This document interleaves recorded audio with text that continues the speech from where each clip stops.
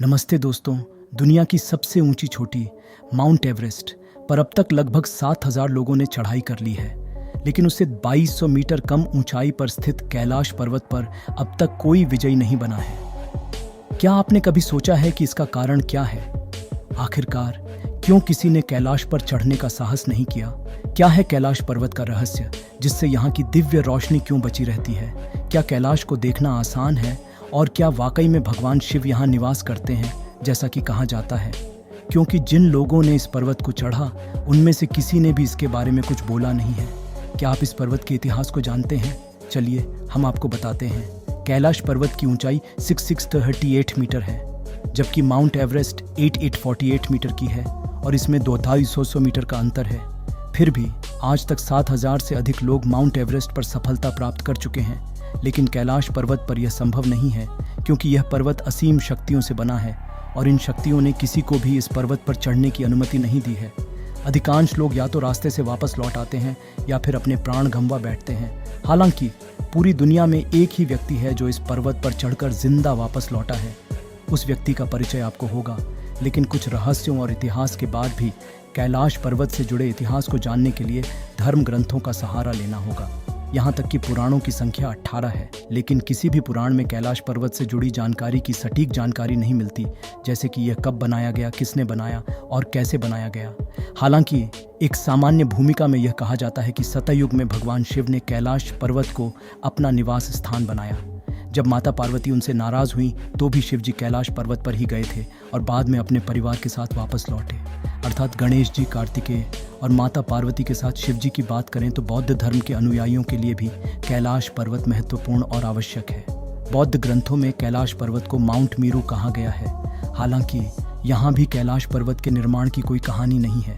जैन धर्म ग्रंथों के अनुसार कैलाश पर्वत को देखने पर जैन धर्म के पहले तीर्थंकर ऋषभदेव ने इस पर्वत पर मोक्ष की प्राप्ति की थी, लेकिन इसके निर्माण का कहीं कोई जिक्र नहीं है।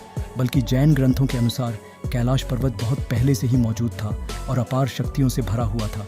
लेकिन हमारे विज्ञान के पास कैलाश पर्वत से जुड़ी कुछ थ्योरीज हैं। कैलाश पर्वत पर रिसर्च कर रहे हैं और वैज्ञानिकों के अनुसार हिमालय 1,70,000 साल पुराना है। दरअसल वैज्ञानिकों का मानना है कि आज से करीब 5,000 साल पहले जब इंडियन सबकॉन्टिनेंट ऑस्ट्रेलिया से अलग हो गया और एशियाई कॉन्टिनेंट से टकराया, तब हिमालय पर्वत बना, जबकि कैलाश पर्वत को 1,70,000 साल पुराना माना जाता है, यानी हिमालय के काफ़ी साल बाद में बना होगा। मॉडर्न इतिहास की बात करें तो 17वीं सदी में मुगल शासकों ने इस पर्वत पर अपना अधिकार किया और चाइना से छीन लिया। हालांकि मुगलों के बाद सब पहले जैसा हो गए। कैलाश पर्वत चीन के पास कैसे गया? यह बात है उस रोज़ की जब चीन में भारत की लगभग 43,000 वर्ग किलोमीटर की ज़मीन पर कब्जा कर लिया था, जिसमें तिब्बत के साथ कैलाश पर्वत भी शामिल था। हालांकि इसके बाद भी जवाहरलाल नेहरू जी ने कैलाश पर्वत को एक बंजर भूमि कहकर इस मुद्दे को यहीं छोड़ दिया। लेकिन इधर चीन लगातार कैलाश पर्वत पर चढ़ने की कोशिश करने लगा और साल 2001 में भी चीन में स्पेन और रूस के वैज्ञानिकों के साथ कैलाश पर्वत पर चढ़ने की आखिरी कोशिश की थी, लेकिन यह कोशिश भी नाकाम रही।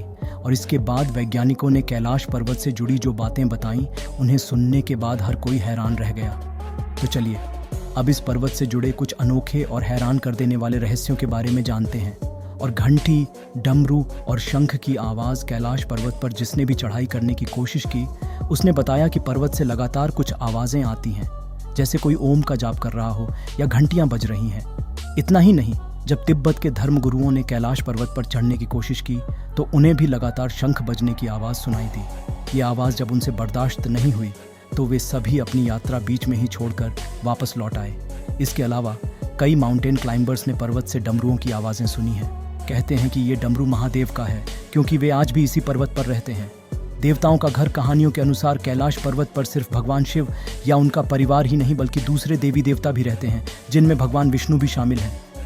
इतना ही नहीं, पौराणिक मान्यताओं के मुताबिक कैलाश पर्वत के पास कुबेर की नगरी भी है, जहां से भगवान विष्णु के पैरों से निकलकर गंगा कैलाश पर्वत की चोटी पर गिरती है। रहस्यमयी रोशनी। ऐसा एक नहीं कई बार हुआ है कि कैलाश पर्वत पर 7 तरह की अद्भुत रोशनी चमकी है। ये लाइट सबसे अलग और बेहद चमकीली होती हैं और ज़्यादातर रात के समय ही देखने को मिलती हैं। हालांकि इन रोशनी के चमकने की वजह क्या है कोई नहीं जानता, लेकिन नासा का कहना है कि ये मैग्नेटिक फ्रांस की वजह से हो सकता है। अलौकिक शक्तियाँ कहते हैं कि जहाँ भगवान होते हैं वहाँ इंसान नहीं पहुँच सकते हैं, कैलाश पर्वत के मामले में ये बात काफ़ी हद तक सच साबित होती है, क्योंकि आज तक हजारों लोग इस पर चढ़ने की कोशिश तो कर चुके हैं, लेकिन कोई सफल नहीं हुआ। पर हाँ, कुछ चौंकाने वाले रहस्य जरूर सामने आए, जिनमें से एक है अदृश्य शक्तियां का रहस्य। कैलाश पर्वत पर चढ़ाई करने वाले लोगों ने बताया कि पर्वत को कई किलोमीटर दूर से देखने पर ही इस पर अदृश्य शक्तियों का एहसास होता है। जब उन्होंने इस पर चढ़ने की कोशिश की तो ऐसा लगा जैसे बर्फ में उनके पैर जम गए हों, जैसे किसी ने उन्हें पकड़ लिया हो। लोग कहते हैं कि कैलाश पर्वत पर असीम अदृश्य शक्तियां हैं जो किसी को भी इस पर्वत पर चढ़ने की इजाज़त नहीं देती। यही कारण है जो कैलाश पर्वत को अजय कहा जाता है। समय का रहस्य आपको यह बात अजीब ज़रूर लगेगी, लेकिन कैलाश पर्वत के आसपास समय कुछ अलग ही है। मतलब यह पृथ्वी से काफ़ी आगे हैं। क्लाइंबर्स ने बताया कि जब वह कैलाश पर्वत पर चढ़ाई कर रहे थे तो उनके बाल और नाखून बहुत तेज़ी से बढ़ रहे थे। लॉरेंस डिसूजा ने भी कुछ ऐसा ही कहा था। दरअसल लॉरेंस कैलाश पर्वत की चढ़ाई करने के लिए निकले, लेकिन हर यात्री की तरह आधे रास्ते से ही वापस आ गए। पर उन्होंने बताया कि जब उन्होंने चढ़ाई शुरू की तब उनके सिर के बाल काले थे, जबकि आधे रास्ते पर पहुंचते ही उनके बाल सफ़ेद हो गए और चेहरे पर झुर्रियाँ निकल आईं। ये काफ़ी अजीब है, लेकिन सच दिशा भटकने का रहस्य कहते हैं कि कैलाश पर रहना चढ़ना नामुमकिन है, क्योंकि यहाँ चढ़ते ही लोगों के साथ अजीब अजीब घटनाएं होती हैं, जैसे दिशा भटकना।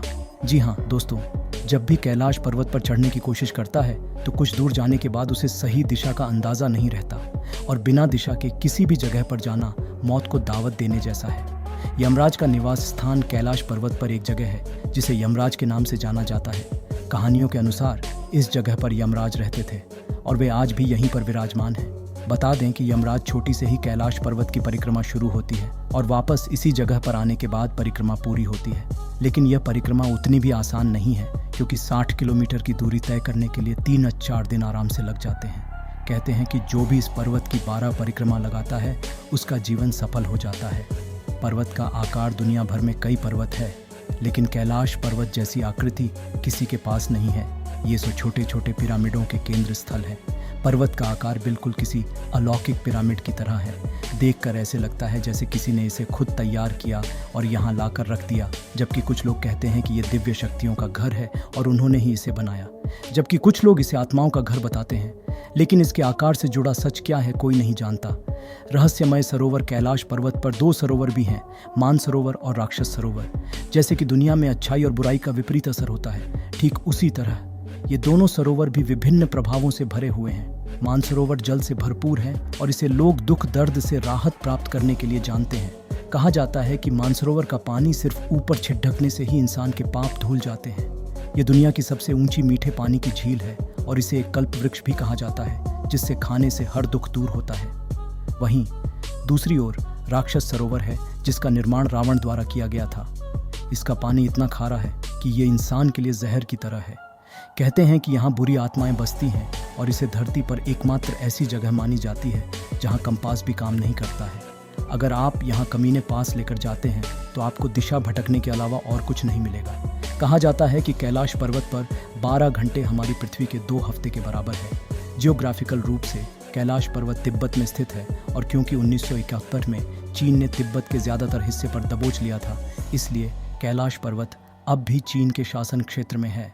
लेकिन कैलाश पर्वत को पूरी धरती का केंद्र बिंदु माना जाता है, क्योंकि यही वह स्थान है जहां से ब्रह्मपुत्र, सिंधु और सतलुज जैसी नदियां प्रकट होती हैं। विश्वास किया जाता है कि धरती को संचालित करने वाली तमाम शक्तियां भी कैलाश पर्वत से ही निकलती हैं। नासा ने चांद पर क्या देखा? आजकल हम लोग अपने जीवन में इतने व्यस्त हो गए हैं कि हमें दुनिया भर में क्या हो रहा है उसका ज्ञान नहीं होता। हम सभी गूगल उपयोग करते हैं, लेकिन शायद आपने इन रहस्यमय तस्वीरों को कभी नहीं देखा है। ये कैलाश पर्वत की तस्वीरें हैं जिनमें भगवान ध्यान मुद्रा में बैठे नजर आ रहे हैं। वास्तव में साल 2015 से 2016 तक नासा ने गूगल अर्थ और उपग्रहों की सहायता से कैलाश पर्वत पर अनुसंधान शुरू किया। हालांकि पहले भी कोशिश की गई थी, लेकिन फेल होने के कारण यह दूसरी कोशिश थी। गूगल अर्थ ने कैलाश पर्वत की तस्वीरें जारी की तो सभी हैरान हो गए, क्योंकि इन तस्वीरों में भगवान शिव ध्यान मुद्रा में बैठे हुए दिखाई देते हैं। और गूगल और नासा ने भी इसे स्वीकार किया है कि कैलाश पर्वत पर भगवान शिव हैं, क्योंकि इन तस्वीरों में भगवान शिव ध्यान मुद्रा में बैठे स्पष्ट रूप से देखे जा सकते हैं। आप इन तस्वीरों को आज भी गूगल पर देख सकते हैं, जो आपको भी चौंका देगी। मिलारेपा की कहानी वास्तव में 11वीं सदी में एक बौद्ध भिक्षु योगी की है, जिन्होंने कैलाश पर्वत की चढ़ाई करने का संकल्प किया और उन्होंने इस पवित्र पर्वत पर पूरी सफलता के साथ चढ़ाई की। उन्होंने इस पर्वत पर चढ़कर जिंदा वापस लौटने वाले पहले व्यक्ति बने। जब लोगों ने उनसे पूछा कि उन्होंने कैलाश पर्वत पर क्या देखा और क्या वह भगवान शिव थे, तो मिलारेपा ने सबकी बातें सुनी, लेकिन उनकी अद्वितीय बात थी कि वह कुछ नहीं बोले। हाँ, मिलारेपा ने उस दिन के बाद कभी भी बोलना नहीं चाहा और अपनी ध्यान में रम गए। वेल दोस्तों, आपका कैलाश पर्वत के बारे में क्या ख्याल है? क्या आपको लगता है कि इस पर्वत पर सचमुच भगवान शिव हैं, या फिर आप कैलाश पर्वत से जुड़ा कोई रहस्य जानते हैं? तो कमेंट करके हमसे शेयर करें। हम मिलेंगे अगली वीडियो में। तब तक वीडियो को लाइक करके चैनल को सब्सक्राइब कर लीजिए।